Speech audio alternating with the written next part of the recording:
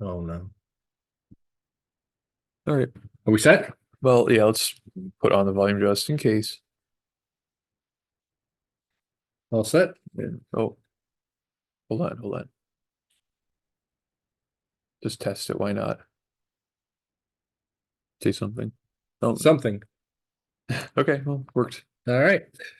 Um, we are here to convene a meeting of the Technical Review Committee. It is Monday, May 13th at 1:38. 1:38 p.m. The first order of business is to determine a quorum. I can see that we do have a quorum of the TRC present. Second order of business is the emergency We evacuation should, for plan. the purposes of the minutes, say the names. Oh, yeah. So for the minutes, myself, Doug McLean is the administrative officer. Why don't we go around the table? Chief Brown, And you represent Coventry Central Fire on this one? Central Fire on 1055 Tiogue. Yep. Joe Levesque, town engineer. Chief of Coventry, please. Josh Chase, Planning Tech. And Alex Berardo, principal planner. Great. And we do have comments that we've received via email from all of you, and we would note absences. Kevin McGee is not present. He indicated to me that he was out of town last week and he could not attend this meeting. And that I also heard from Russ Lockalade, who is the fire district person, and he's provided me with comments over the phone. We'll get into that when we get into the discussion of the items on the agenda. So we do have comments, and we've gotten correspondence from other members not here. The emergency evacuation plan, it's basically head out that door right there and head right out the building. Pledge of Allegiance, this is new. Is this the first time we've had this? I guess so. All right, well, we'll do it. It's on the agenda. We do have a flag. We've got a flag. I pledge allegiance to the flag of the United States of America, and to the republic which stands one nation under God, indivisible, with liberty and justice for all.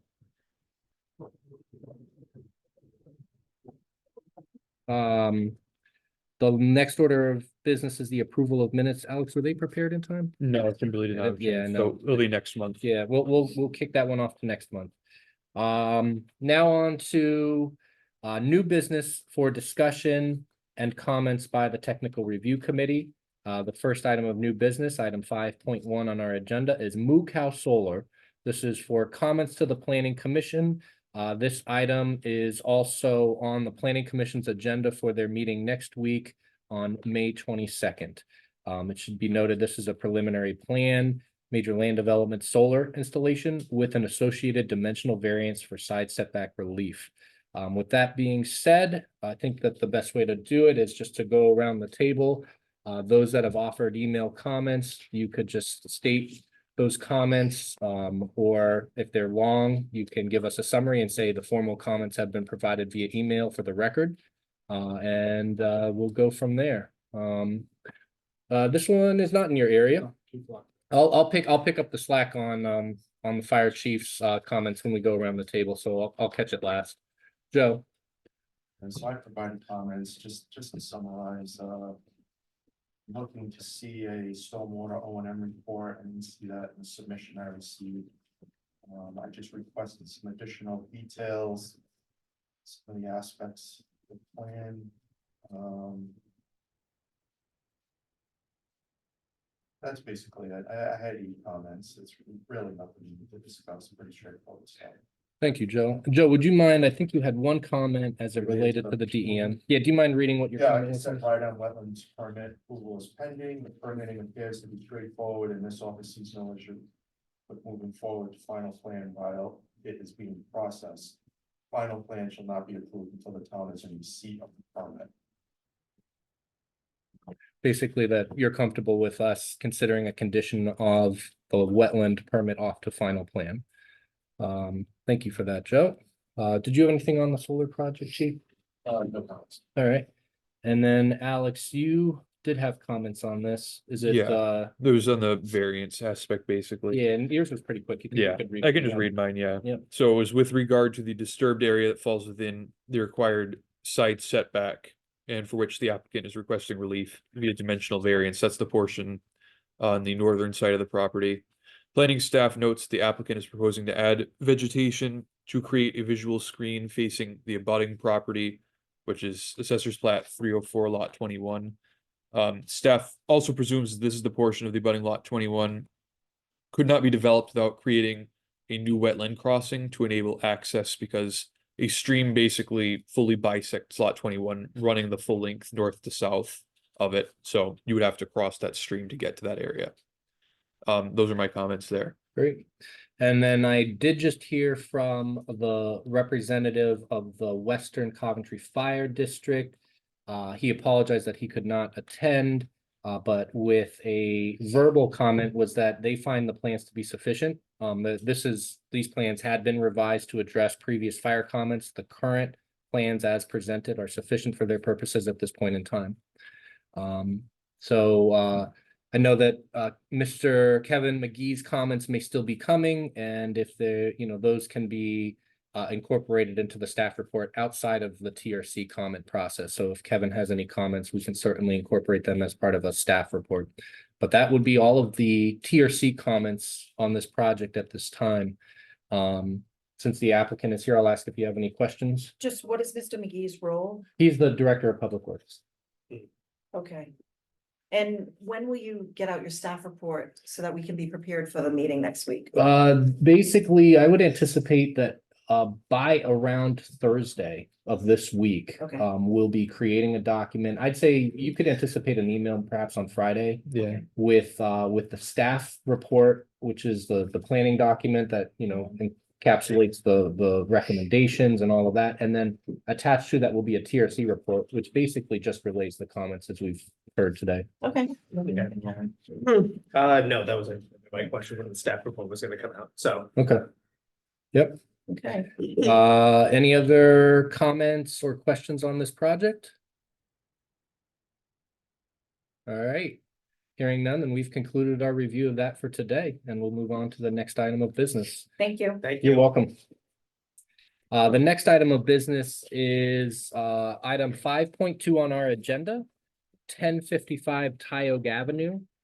This is for comments to the administrative officer, although I'll note that the comments that are provided for this TRC item will eventually be relayed to the town council as well as the planning commission, because this is an application that would eventually trigger a joint review by those two groups.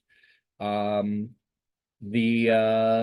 project itself is the applicant is proposing a 4-building multifamily apartment complex with a total of 180 units, 10% of which of those units would be deed restricted as affordable. And there's also an associated separate clubhouse building being proposed for the property.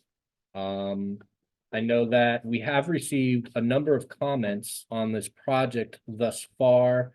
I think in the interest of transparency on this project, I'd like if everyone could read the comments that they've submitted thus far. If they're very long, you can give me a quick highlights, and then the formal comments you've emailed can be utilized in the TRC report. But give me a quick summary if you would, please.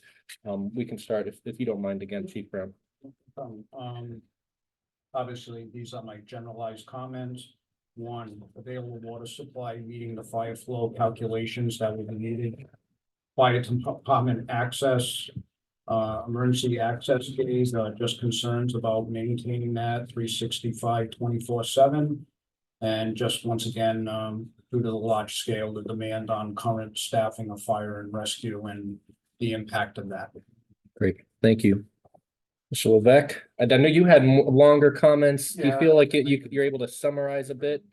Yeah, I mean, we have time. Due to the project being conceptual right now, I don't have a lot of specific comments, but, generally, the project will need to meet stormwater design mitigation requirements of the town.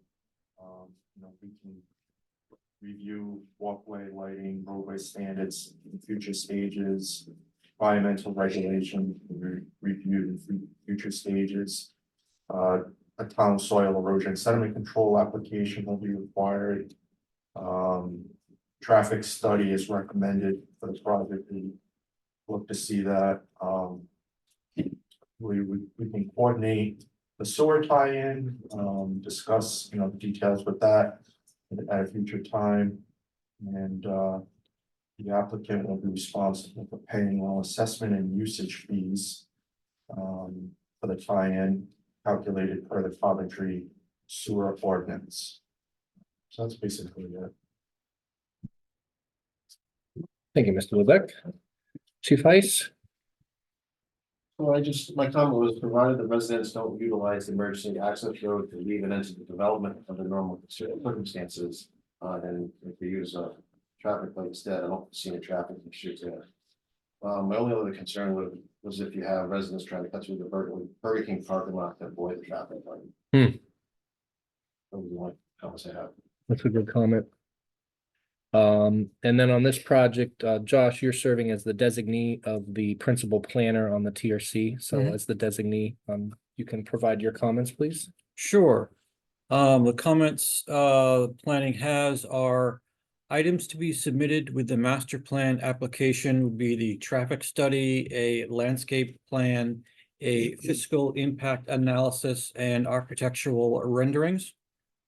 We would like the applicant to clarify the ratio of 1 and 2 bedroom units. Clarify the total expected resident population.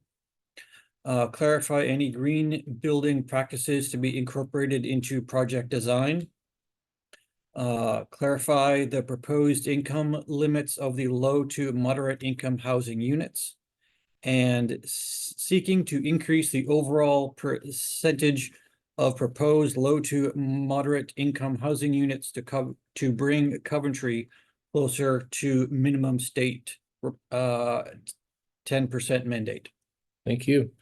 And I know that, again, we do have all of the comments on the table aside from the TRC member of Kevin McGee, the DPW director. We are conducting the TRC today, so if Kevin does have comments, they can still be relayed. At this stage, this is a pre-application. Really, we're just trying to conduct as thorough a review as we can, but we understand this is a concept plan. And then the next step is that it's going to be reviewed as a pre-application by the commission, the planning commission, and the town council. So in effect, there's no decisions owed on any of these stages. This is just about trying to provide helpful information to the applicant so that they can see, you know, what we might be looking for and react. Since it's a pre-application, I mean, you know, Brandon, we want to open it up to you. Specifically, you know, hearing the comments, anything that jumps out as something you wanted to address? No, I mean, that's Brandon Carr with the pre-engineering, everything that was discussed, I mean, all the DM requirements, everything's on our radar. You know, we're still working out the site plan, we're doing our survey and our geotech investigations, phase 1s, that's all kind of in the works right now. There were some questions on that emergency entrance, so there is a paved path there today. We will be looking to utilize that for our sewer to bring that out to Tiogue, because I believe the last sewer manhole is like almost right in front of that, or maybe a little.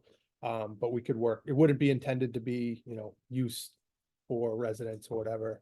It would just be maintenance to get it in there, anything we had to do along that. And then we could work with fire and police on what type of gates or whatever you want to see and keeping it plowed. I mean, so the applicant AR building, they're based out of Pittsburgh. They have, I think they're up to mid 9,000 units across the country, a lot in the Pittsburgh, Ohio area down to Alabama.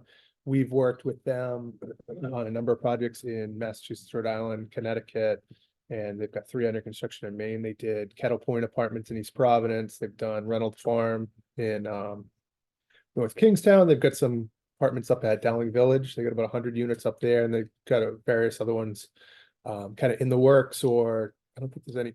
Another one in East Providence under construction now. So they're very familiar with access, and they have full maintenance staff on site. So keeping, you know, plowed in the winter and everything, obviously a fire access or anything isn't useful if you're not keeping it clear. So it would be kept clear, just like any of the other roads, and we could work with, you know, locking the gates and what type of locks and everything you want to see on that.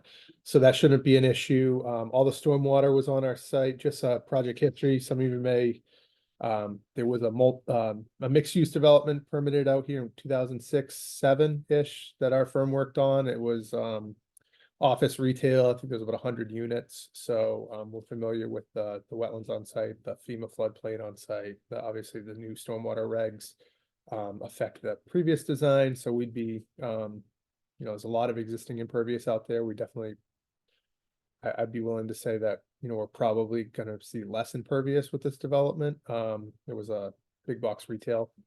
So sewer and water are the two that we really need to dig into. But we just wanted to kind of get through the pre-app and at least get the feel of the town, have that meeting with the, figure out our permitting path and things like that. But who would be the best people, contacts to reach out to on water and sewer kind of So water capacity? contact, Kent County Water. Yeah. Authority. Yep. And then Joe, on the sewer, for the purpose of the applicant's benefit, and for just the purpose of the record, do you mind giving a quick overview of what your understanding is of the planned sewer expansion in that area? So it sounds like to me that they're not gonna need the expansion. Because they want to go up that road? Since they'll tie into the existing, That's what, I mean, the existing. one. based on the work we've done, that's what we were looking at, because we noticed it didn't go any further. But is there a planned expansion So for there there? is, we are working on a project right now, it's currently in design. To extend the line, the gravity line, down Tiogue and then up Reservoir Road. Okay. And they're connecting the high school. So we're currently under contract with Fuss and O'Neill. I don't have a schedule yet as far as when we're gonna be bidding that project. But I'm looking to have that wrapped up no later than 2 years from now. Okay, Right now, we're pumping the high school on a daily basis. We're on site. Septic systems failed. Okay. So we're hauling daily. It's very expensive, so this project is a priority to the town. The only benefit I could see if you, tying in, you wouldn't have to go down the access road. Hmm. You could go out the main entrance with your line. But either way, I mean, depending on timing, that might be a more attractive option, Yeah. especially to DEM. I'm right, guessing just by the distance our buildings are back and probably have a pump on site anyways, probably have like a small private pump station that we would pump up, so it probably doesn't make a huge difference. Which point, if that, 2 years out, just knowing how these projects go, it's probably kind of in the same ballpark. You'd probably be doing that work when we're starting this, if this goes ahead. So we can coordinate that. It's good to know that that's an option. Because I know that was limiting this site without that little access, but if you don't have to put the sewer under that stream, it might make more yeah, sense. that might be tough over there. Yeah. To get the permitting, might be a lot cleaner to go Yeah. the other way. The only thing that could mess us up is the timing, but by the time, having to go through the council probably, or whatever that is, and then DOT and DM, 2 years seems like a lot for a project like this, but it's kind of, It goes by quick. that's probably the timeline you're usually looking at. And it's not like we need sewer day one anyway. So even if we were starting construction, it's usually about a year before there's any occupancy out there anyway. So sounds like we might be able to hit that. Okay. Now with that expansion, is there any issues with capacity or anything in the area from I don't think there's gonna be, I'm sure we're you're aware planning, of, yeah. and we'll make sure that we have, yeah, I know the existing line doesn't have any issues. Okay. So I don't foresee any problems. Okay. Those are the two big questions, water and sewer. So it's good to get some information on one. And we have started reaching out to KCWA. We wanted to get a little further along on our survey before we really get down that road.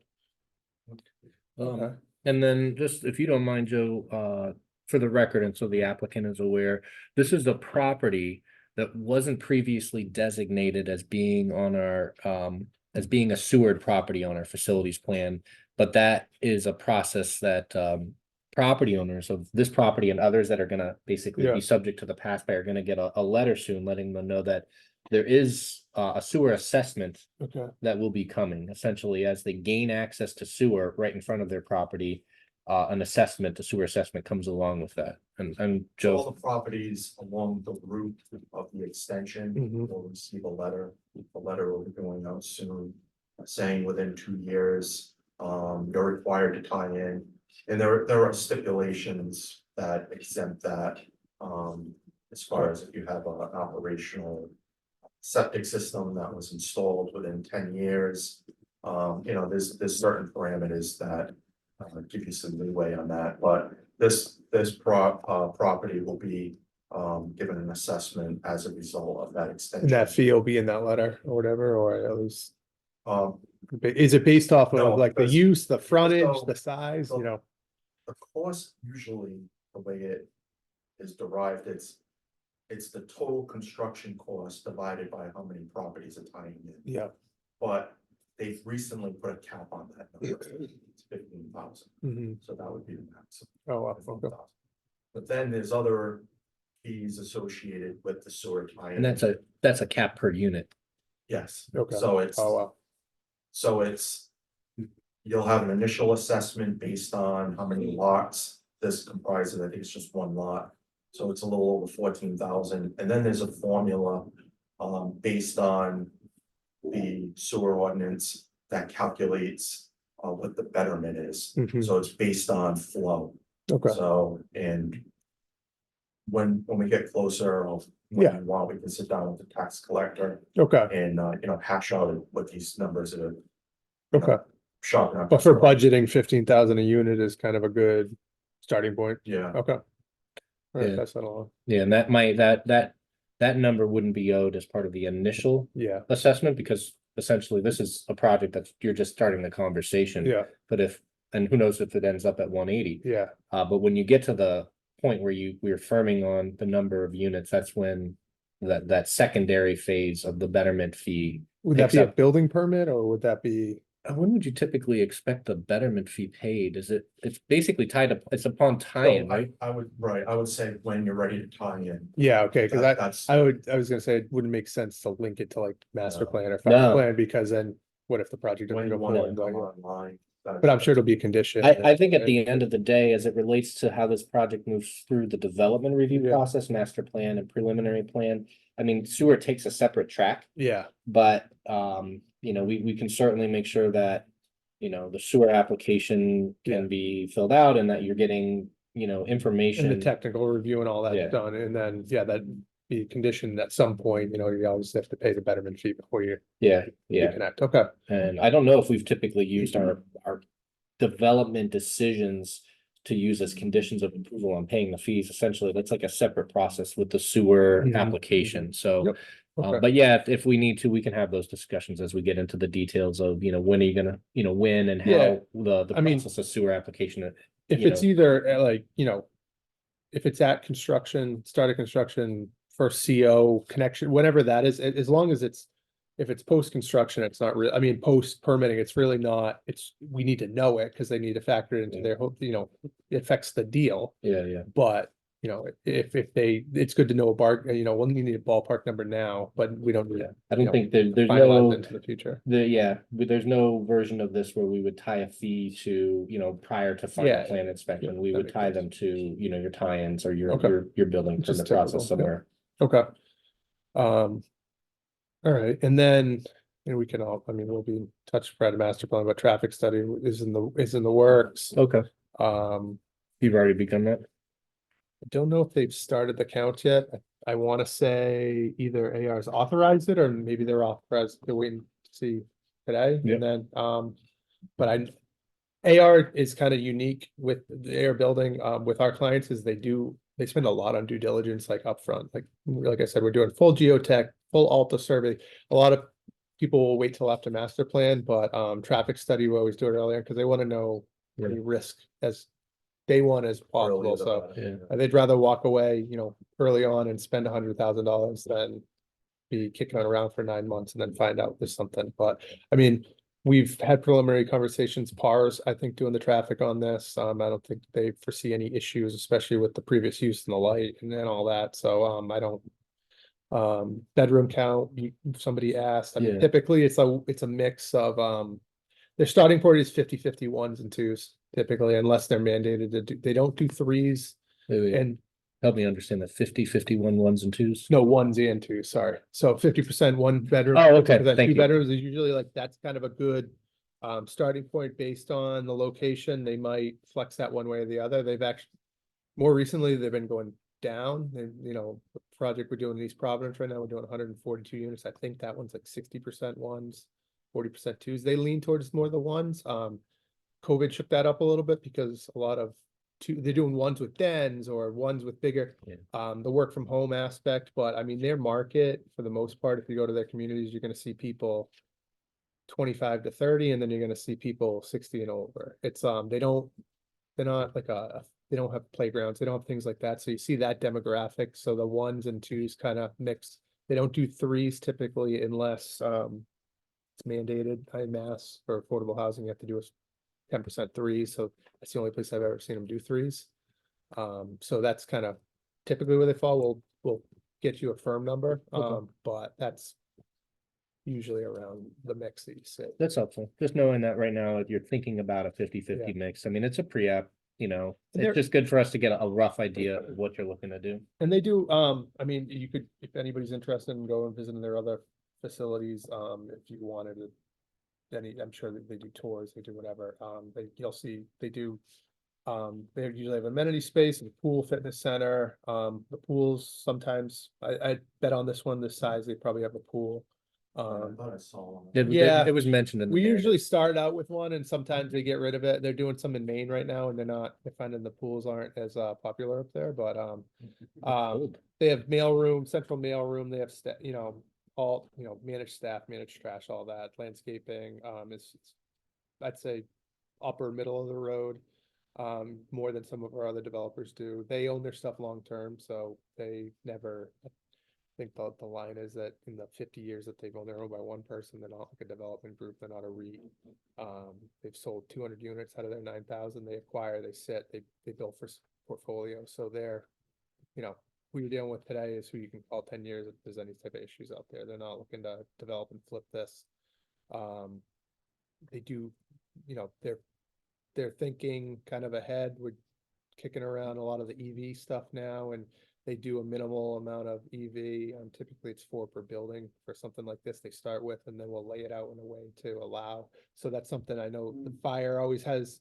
We're permitting one in North Kingston right now. I just had a call this morning with the fire chief on where he wants the EV. So, you And read the so- regulations, they should be right up against the building next to the ADA, and then you come over and you say, I don't want those near the building. So it is always, we can work out that and access and things like that and what you're looking for as we get a little bit further along, but they do usually it ends up being around like 4 or 5 chargers per building to start, and then we lay it out in a way where they can be easily added, because it's really a moving target right now. They do, it's kind of market driven with this stuff. If you get to a point where people are saying, I want to live here, but you don't have enough EV spots, it's in their incentive to add more, but it's also a costly thing to put in day one, especially the kind of support structure.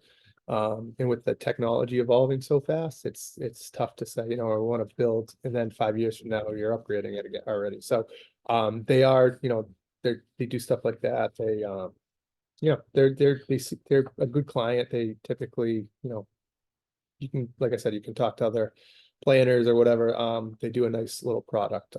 So they've been very interested in the site. We've looked at about 3 or 4 sites in Coventry for them. This is the first one that's gotten this far, and this is really not far at all in the scheme of things. So they're particular about their sites, but they like this one. So, and as Dupree, we've looked at the site for 20 years for Stop and Shop and Churchill and Banks, and so we're hopefully maybe something happens here. Sounds good. And for the record, EV means electric vehicle. So Yeah. you're thinking about 4 to 5 electric vehicle charging stations per building? That's typically where we start. That's what we're doing in North Kingstown. That's what we're doing in East Providence. They typically, is it a level 2 or a level? Level 3? 2. Level Yeah, 2. so I mean, it looks like a parking meter. They've used a juice box, and then there's another one, and it's a dual charger on a pole, because people charge overnight, so you don't need the level 3 typically. But yeah, they do the level 2s like it. So we'd be kind of sprinkling those out and laying out the park in a way where we can No, add that's more good, later. because, Yeah. That's gonna be the trend, so. Yeah, and depending, for it. and the building codes are starting to catch up in mass. We're supposed to do 40% day one, but it's kind of a, chicken or the egg type of thing. So just try to be smart enough to lay it out in a way where it's adaptable Yep. in the future is, I think, the best approach so far. So But yeah, it's very typical, 4-story, all the units have balconies, central elevated building, so wood framed, full fire suppression, so. Do the units have their own laundry? Yes. Or is it one centralized? In unit laundry. Okay. And it's all electric, no gas, so even the heat and everything they do, it kind of set up like a hotel where each unit has their own heat pump typically. But if you do look either on the website or we'll provide renderings and everything, we'll probably bring some to the meeting. It's a very typical building they do. They adapt some of the colors and some of the materials for each location, but first 1 or 2 stories is typically masonry, and then they do AZEK and vinyl above that. It's typically brick and then white. But for this building, if you were to go on the Reynolds Farm website or drive by, that's kind of the building we've got shown here. So, yeah. Very good. And then just, I see there's an interested member of the public, just so you know, you're aware, we don't take public comments at a TRC meeting, but you are welcome to send an email to myself or any planning staff, and we would relay comments. And then you might be interested to know the next steps. And for the record, we're currently, we've communicated to the town council and the planning commission the basic documents you've given us in terms of the site plan and the narrative. And we're polling that group for dates on a joint Okay. meeting. This joint meeting, the first step would be just a pre-application. So, you know, no decisions are made, no votes are made. It's really just an opportunity for the applicant to present in front of those 2 decision makers, for them to have discussion and provide feedback. It should be noted that we're noticing that meeting, so the public, the abutters that would normally get a mailed notice, the paper, and then our website will be used to make sure that the public is aware to the extent that we can with our notices, and that public comments will be taken at the meeting as well. So just so everyone's aware of sort of the next immediate step, we're looking at dates in June, but we don't have one Okay. ready to pin down or offer. It would be an evening meeting, Yep. and we're hoping for June, and we'll see how the scheduling goes. Summer gets tough, I know. So that's a bit of process. I'm curious because a couple of the comments that came from the principal planner designee, you might be able to speak to, you know, one was green building standards, or, you know, any of that's built in the EV you already mentioned. Anything else that you think you may be aware of from other projects they've done? Or their standard I approach? can't speak to the buildings. I mean, obviously, you meet all the building code requirements. Like I said, they do mostly, they do all electric, which I know is a big push, especially in Massachusetts, to get off of gas. On this site in particular, we are challenged in a way by we'll know when we finish our testing, but on the soils and the floodplain with regards to stormwater. But I mean, one kind of right off the bat thing would be, you got this big paved site that's getting no treatment today. So even, you know, talk green infrastructure, but we do try to build that in. We'll have infiltration systems. We can always look at what we can do for vegetative treatment, things like that. But one big kind of just off the bat is going to be the reduction of untreated, you know, pavement runoff to the stream. There are some floodplain concerns on the site, so we'll have to be looking at modeling that. But from a green infrastructure standpoint, it's really EV. You know, if there's a bus line out here, we always do connectivity to that. Typical things like that, kind of some That's okay. transportation management.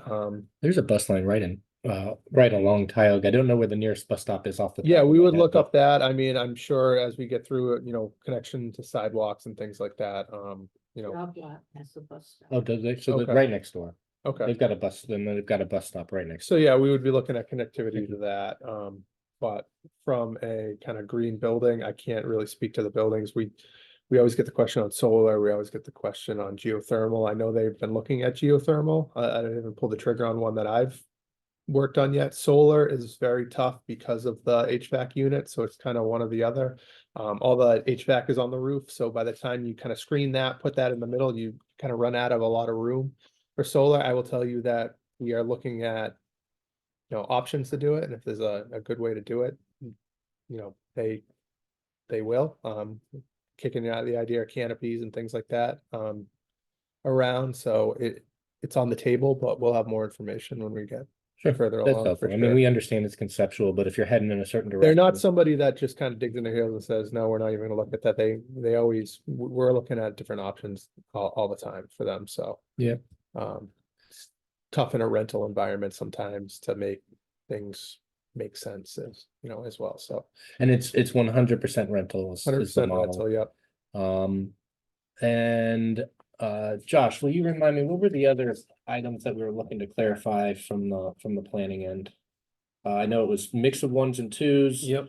It was The- green building. The total expected population, It'd probably be more linked to the bedroom count, but we Yeah. can get you an estimate. I can tell you that they end up on the lower end if you look at like kind of industry multifamily numbers, just because of what I talked about with the bedroom mix. And we always get the question related to parking, and they're always looking for less parking than most, or so. I probably, I would budget one person per one bedroom and two per two bedrooms. And you'll probably see a mix of both, but we can get you, we have data from their other communities that we can, and, school kids is always asked. We have a lot of data on existing utility, Kettle Point, we've been monitoring for years. They have 225 units. I think the most they've seen is 5 or 6 school kids. So it's not sometimes viewed as the boogeyman when it comes to things like that, but they tend to see lesser numbers, and we, like I said, they have 9,000 units, so we can get you good data on that stuff. Yeah, so you're thinking if it was a mix of 50-50, you're probably heading towards like a population of 270, which would be, 90 filled with one Yeah, person. I 90 mean, filled with that's two. probably a good like middle, we can get you more data, but that in my head, that Yeah, makes sense. That's fine. Yeah, And I know you, I mean, you can't really speak for the developer in the detailed way, Yeah. but you can give me an idea. I know with parking, for example, for a community like this, their starting point is usually 1.5 spaces per unit. Mhm. And when you go out to their developments at that level in a similar setting to this, you see a lot of empty parking spaces. So there's a lot of, even the 2 beds, there's a lot of them occupied by one person. Or, so they tend to be on the lower end of kind of the industry norms with population and parking, so. Okay. It's not a bad idea by the time we get to the joint workshop. Yeah, with we'll town have- council, if someone has like an analysis or a rough idea on some of that, the school children is helpful to have. Obviously we indicated we'd look for a fiscal impact analysis at master plan. So, if you have, We've done a number of if you those have in any Rhode information Island, that so. that's helpful to give us, like, hey, generally these Yeah, things pencil out. we for can this. definitely have that information and Okay. even present it as, hey, we've done physical analysis in East Providence, North Kingstown. We've done them all around the state, so it's not the exact market. East Providence, you probably see a little demographic change or, than Coventry, but we can say, this is what it shook out to. We'll do a full analysis at Mastercom, but this is the ballpark that Yeah, we're in for that's these, great. local development, so. We always get asked, school kids, people, parking is the 3 numbers that And planning traffic. boards always ask about, in traffic and things like that. So we have a lot of data on that. There might have been one others. I know there was the low income limit question. yeah, Do you happen to know anything about I their? don't know off the top of my head. I just know it's set by the state. I think it's 80% of the AMI. Well, there's a range that the Yeah. applicant can choose from, so we I weren't sure can- if they we'll were get you- choosing 80. Yeah, we'll plan on getting you the information ahead of the meeting, and then we'll be able to speak to it at the meeting, but That'd be they'll great. have that data. They have affordable in East Providence, they have affordable in North Kingstown, so should be able to share that kind of similar data. Great. And then I think the only other comment is that obviously you've seen from the other comments, this is a pre-application review, no decisions owed. At the next stage, assuming it moves through the pre-app and then the applicant chooses to submit a formal application, which the next stage would be master plan. You've seen that planning staff is indicating that we're looking for a greater level of information than a standard master plan, having the traffic study, the landscape plan, the fiscal impact. Some of these things, as we get them and we reflect on them, there may be a peer review for some of these things at master plan. It's a project of significant scale. Yeah. So when it comes to mitigating the impacts, that's something we're gonna be looking to do. Just wanted to make sure, made that clear, and if you have any kind of questions, it seems as though this is an applicant that understands, hey, if they're coming in with a project like this at master plan, they should have some good They details. typically, I mean, they don't always do a fiscal, when, a lot of their projects end up being some sort of zone change or thing, Yeah. in Rhode Island, so they usually do them. typically always do traffic at master plan, so that's not really out of the ordinary. The landscape plan, we can talk to you about the level of that. I mean, without having grading and engineering and stuff, we're not gonna have but we can give you a representative of what we typically provide around the building, street trees, parking lots, things like that.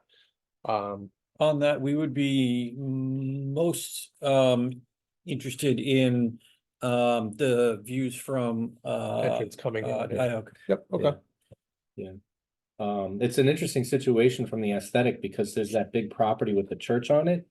In a perfect world, this applicant would be able to secure that property and we'd be able to coordinate an improvement to the full site, you know, that full frontage moving back. We understand that that property is not in play right now, but Which one is that? Is The- that- This one. The one with the AET. Oh, okay, yeah, this yeah. is, so this piece right here is actually a separate piece, same zoning designation. Yeah, I it's under know. that It PD. used to be part of that and then it was Yeah. broken off. I don't know that. Yeah. We've heard from the owner of this Yep. and I think we talked about it last time when we were meeting, and they reached out and said, what can we do? And it's really not much. Yeah, So we've heard. it is inkling gonna from- look- Yeah, it's same gonna thing. look weird with this nice development and still having that undeveloped.